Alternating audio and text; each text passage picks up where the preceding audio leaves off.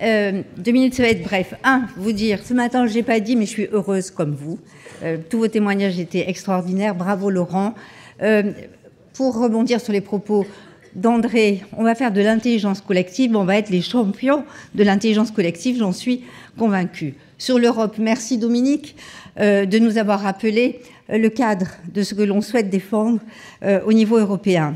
Moi, c'est à travers le prisme de territoire que je représente, la région Provence-Alpes-Côte d'Azur, une des 276 régions des 28 États de l'Europe, sachant que chacune d'entre elles est différente en superficie, en population et évidemment aussi en problématique, et que réduire les disparités des territoires, favoriser leur convergence, c'est essentiel et c'est une des politiques européennes fortes, la politique régionale, la politique de cohésion.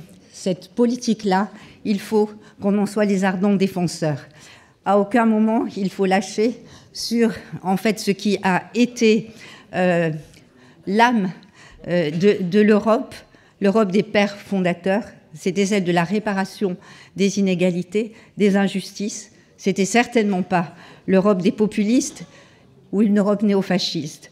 Donc, ce domaine de la cohésion, c'est un domaine incontournable qu'il faut absolument défendre et éviter de voir les crédits qui lui sont alloués diminuer au profit, par exemple, d'une augmentation de crédits pour lutter contre la gestion du problème migratoire, par exemple, même si c'est une nécessité. Mais je défends ardemment l'idée que sur nos territoires, les régions peuvent et doivent porter une ambition européenne et s'appuyer évidemment sur les atouts de l'Europe. Nous, élus, nous avons un rôle fondamental à jouer, c'est celui de parler en transparence de l'Europe et de laisser et de faire cesser ce sentiment que quand tout va bien, c'est l'État français qui réussit et quand tout va mal, c'est forcément l'Europe qui a raté.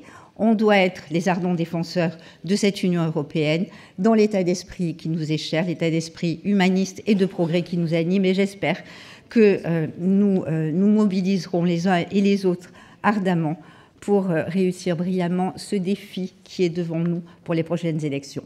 Voilà, 2 minutes.